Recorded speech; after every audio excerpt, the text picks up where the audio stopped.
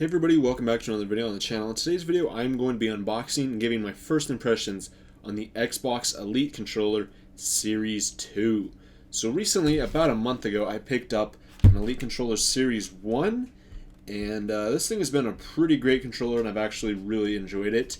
But this is the Series 2, and this one has something like 30 plus improvements or something like that. Like, it has a lot of improvements over the Series 1, and we're going to do a separate video kind of comparing the two. But we're going to do a quick, tiny little comparison within this, unboxing it, and kind of like a short little mini review / impressions. So I guess first off, let's go ahead and unbox it. So this actually, I believe, released today. I know it's been available through like the Taco Bell promotions, where if you like win an Xbox One X through the Taco Bell promotions, it gave you an Elite Controller Series 2, and some people have gotten them earlier or whatever. But I believe today was the official release date for it, so I got it in the mail today. The box seems to be just about the same as the Series 1, so it just opens up like that. There we go. Okay, the same little carrying case as before. Well, okay, a little bit different up here. Looks like there is our charging port. So now you can actually charge your controller with the case. So that is a little bit different. I'll show you guys quickly my old one. So this is the Series 1 case. I did get the white one, so that's why this is a little bit different. Like, I believe the normal ones are black. I mean, you can kind of see the color difference there. It's way more apparent in real life. But this new one, I mean, I got the black one. It's the case is actually black, whereas I got the special like edition white one. This one is more of a gray, but I know that the Series 1 did have a black case as well. But I guess if you guys look on the back here, see there's no charging port on the Series 1. Whereas right here on the Series 2, bam, there it is. It has a little protective cover on it, so like I guess if it gets wet or something like that, you know, protects it a little bit. You don't just get like water and stuff right into the port. But okay, there we go. And then if we unzip this, there should be our controller and all of our accessories and stuff inside. All right, here we go. Oh, there it is. Whew. There is the Elite Series 2 controller. Nice. Right off the bat, the thing that stands out to me the most is probably this textured grip.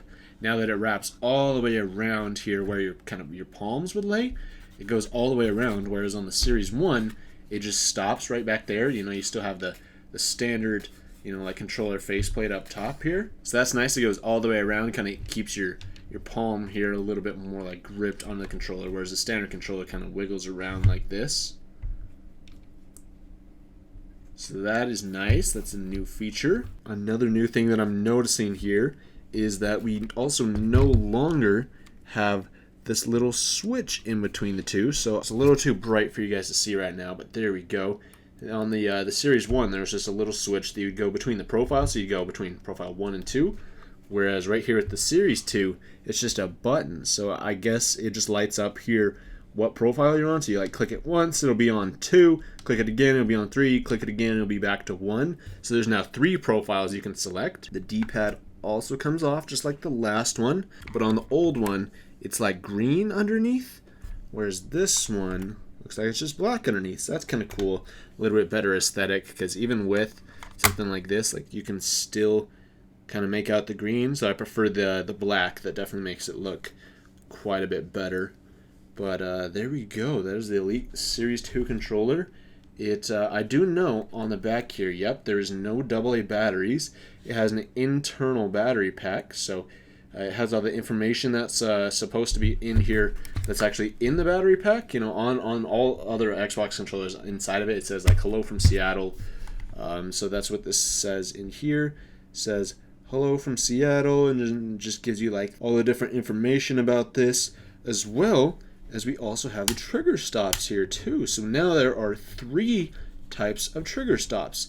There's the very bottom one. I think this is the one. Okay, so this is like you can barely push the trigger down at all. Like this is as far down on the trigger as I can pull it. And then we got one that's kind of medium. And so this one I believe is about the same as this one as well. So I believe those two are the exact same. And then of course we have this one, which is as if you basically had no trigger stops at all. So that's kind of cool. I'm guessing this is the charging station. So just these little pieces right here is probably where it connects into to charge. It does still have this little port here for a headset. So if you have a headset that actually like clamps onto your controller here, you guys can see here is that little ridge just right there, right above my thumb. That's actually what connects it. So that's still there, kind of cool. As well as you also have that 3.5mm audio jack, as well as this little port here that your headset actually plugs into the controller. That's still there. That's really nice. We've still got 4 paddles on the back here. And just looking at the old controller here, the old controller has all these little green things. So it has the green little buttons and also has the green little switches. Whereas this one is all black, it looks like. Is it green inside? No, it's black. I do remember Microsoft saying something about them like redesigning these a little bit. So it's a little bit easier to actually like click than the first generation one. I'm not exactly sure all that they did. My guess is they kind of improved the button on here. It looks like it still has like the same little bump on the actual paddle. But yeah, actually, you know what? Let's put one of the old school paddles on, see if it still works. Yeah, it still works. Okay, so like I guess if you want to swap out paddles for some reason, you could. And do the new paddles work on the old controller? Is there any difference here? No, it still works. Okay. So I think the paddles themselves are all still the same. One thing I do know that was changed is they now have these really short ones on here. The P1 and the P3, these are a lot shorter. This is what the old one looks like. So I'm not actually sure if this is the correct order they go in. I believe it actually is. So on the old Elite controller, you had these massive paddles. So I actually had these upside down. But we have these. These are the small ones, but like you compare them to this, the new generation, they're both a lot smaller, which I know for a lot of people on the original Elite controller, like you'd set your controller down on like your desk, or you set it down in your lap or something, and you'd accidentally push the paddles.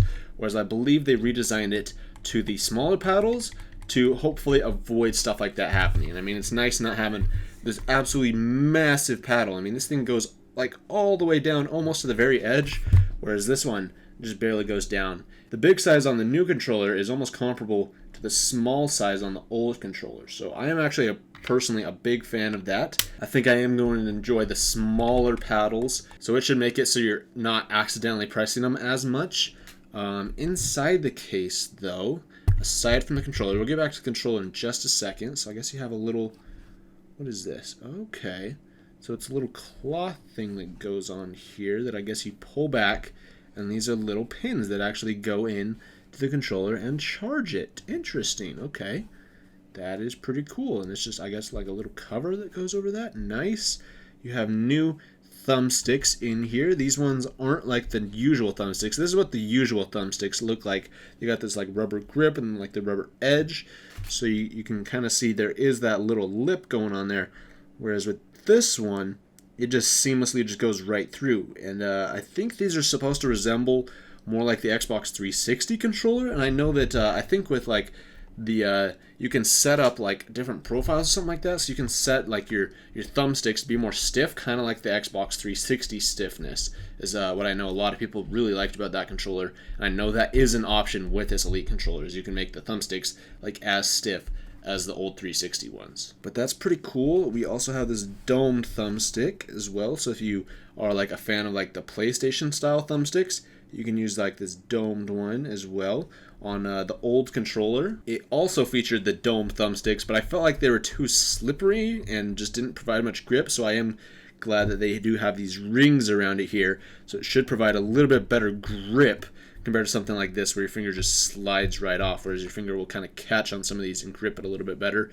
But this one did give you 2 of the normal thumbsticks as well. These ones were actually kind of cool because they were actually raised up, so they're bigger than your normal thumbsticks. So I personally use Control Freaks so that way I get a little bit higher height on my thumbstick, but you can actually technically use just the bigger thumbstick, and that way it kind of negates the need for that. So this is what the normal thumbstick height is, you guys can see there, and this is what the updated, like the higher one is, and just kind of, you know, negates the need for Control Freak, but you can also still put a Control Freak on top of it. I actually tried that a couple times. It was pretty hilarious and really fun to use. But that is an option for you. If you want raised thumbsticks, the Elite Series 1 controller did feature those for you, so that was pretty cool. But on the Series 2, can you actually still pull these off? Okay, you can still pull them off. It feels like it actually takes a little bit more force to pull them off than the Series 1 did. They still come off relatively easily, although it is kind of a new design going on underneath the thumbstick as well. I believe it's also keyed, so you can actually adjust the tension on the thumbsticks. And I believe that's also how you change it to like the tension of like the Xbox 360. If you want it really stiff or if you want it like really loose, you can change it like that. And just for reference, here is the Series 1, how it looks different on here. But it looks like the thumbsticks on the Series 2 are, at least for these ones, it's just the normal standard height. Do we have any longer height ones? Okay, there is one, and it's just the standard thumbstick one.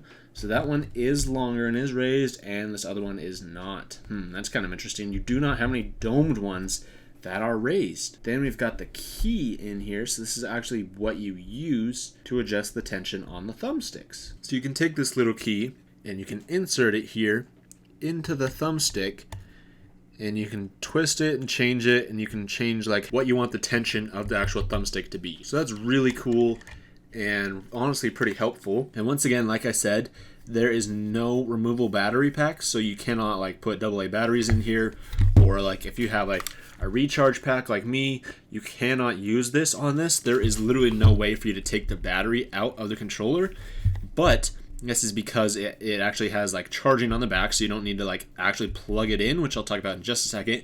You can charge it through the case, which is really useful, so it actually gives you something to set your controller on. So I do have a charge station that I actually set my Series 1 and all my other controllers on, and you'll charge them. This is kind of cool because you now set it in the case, so it's a little bit better protected and stuff, and it just sets in here. I'm not actually sure if it like charges faster with this, if it's like supports fast charging or anything like that, but it is kind of cool that you can just set it in the case. You can even close the case and it will just charge everything and just work perfectly fine. But I'm pretty sure that's not the only way to charge it.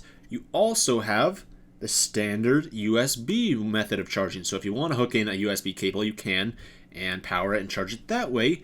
But unlike the other controllers, this is USB-C. On literally every other Xbox One controller, it has this terrible micro USB connection, and I have honestly lost so many controllers because of this stupid port. I absolutely hate it, and it has like ruined a lot of controllers for me, where I personally haven't been a big fan of always using AA batteries. I only recently got one of these recharge packs like last year. So now I don't even bother with micro USB, but it's still been a pain having these ports break, and also it's broken a lot of my micro USB cables. So I'm actually going to show you a couple examples of, here is my Halo 5 Guardians. This is my like Agent Lock controller. Got this back in 2015, and it only lasted me a couple months because, I mean, I did have issues with like the stick drift, and I think also some like the bumpers and stuff were kind of a little bit busted. But also a big problem was the fact that the micro USB kind of got jacked up. And you can see, if I get this at the right angle, there is a lot of scratches right around this. And I mean, this will still happen with like USB-C. Maybe not to like the same extent because USB-C is reversible. But I do have a lot of scratches on my controller here from trying to plug in micro USB into this thing. And just like I'm sure almost everybody else, like I've had a micro USB cable like plugged into my controller, and there's been times where like I'll have my controller on my lap and the controller will actually like fall off my lap, and either the cable will stay connected and will just like loosen up inside the port, or it will like get ripped out of the port and will actually damage either the port or the cable. So I've lost a lot of cables to that. A lot of my cables have been broken and bent because of that. So an example is my Xbox controller that came with my Xbox One S. The micro USB port on this controller is completely broken. So I can no longer use this to power on the controller or to charge it or anything. It's just busted, and that honestly sucks because like it doesn't work anymore. So this controller, like, although it does still technically work, and like if I put in batteries in it or a recharge pack, I can still use the controller. I mean, the controller itself is fine. It's just that port is broken. I can basically, like, it just sucks that it's broken for me. I can no longer ever do anything with this port. Whereas I've heard things about USB-C, how it's supposed to wear out the cable first rather than the port, and also the fact that it's like reversible will help too, and all sorts of different things. So I mean, it should be a good controller, and I am really happy that it has USB-C. I would like to see USB-C come to the normal controllers, the ones that aren't the Elite controllers, because this is like something like $170 or something like that. So it's kind of expensive. But I would like to see the USB-C come to just the regular controllers, as well as, I mean, I'm not sure if like I would prefer the non-rechargeable batteries in this thing. I mean, it has an internal battery that's supposed to like last like all day or something like that. But we might see that on regular controllers, we might not. Another difference here is on the triggers. The triggers have this pattern on it, which makes it a little bit easier to grip. Have it both on the left and right triggers. Compared to the regular Elite controller and just standard Xbox controllers, it's just the same thing all the way around. It has no grip on it. And then the last change I noticed right off the bat with this controller is how it is using the updated controller design. So up here by the bumpers and by the Xbox button, it just seamlessly like blends into the rest of the controller. Whereas the old Series 1 Elite controller, it has these sharp edges going on here. And this is just the new controller design. I believe this came out with like the Xbox One S controller, because this is the one I got when I bought my Xbox One S, and it has that same design where it just smooths all the way right into it, and it's not this sharp cut off like there is with the Xbox Elite controller Series 1 and older Xbox controllers just like this one too. So there we have it. This is the brand new Xbox Elite controller Series 2. The box on it also lists all the things that are included in this. So something that I have not actually looked into the box yet is this does include a USB-C cable. So if we actually take the case out of the box, in here we actually have a USB-C cable that you can use to plug into this carrying case to actually charge it. Now also inside here, we've got like the owner's manual, the startup guide. I guess it just kind of like walks you through your Elite controller, probably goes over every single one of the new features featured in the Elite Series 2 controller. This is your limited warranty as well. And then it also features a code for Xbox Game Pass. It is only a 14-day pass, but it features a 14-day trial to Xbox Game Pass Ultimate. So this includes Xbox Live Gold and Xbox Game Pass, as well as I believe it is also Xbox Game Pass for PC. So one thing I do want to mention here with the warranty is that I believe the Elite Controller Series 2, don't quote me on this, I believe it still has the same like 90-day warranty that the Series 1 controller does have. And I know a lot of people were reporting lots of different issues with their Series 1 controllers, where like the bumpers were breaking, and there's some bad like stick drift and other different issues where like the grip was falling off, and all sorts of different issues with their Series 1 controllers.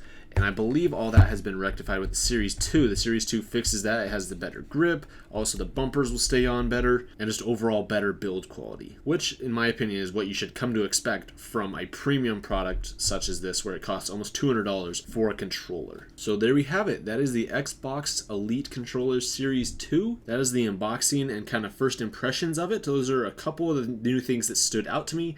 I will probably have like a full comparison between these two up on the channel, as well as a full review of the Xbox Elite Controller Series 2, going over if it is actually a good purchase and you should buy one or not. But that's going to do it for our video today, guys. Thank you guys so much for watching this video, and I'll see you guys next time.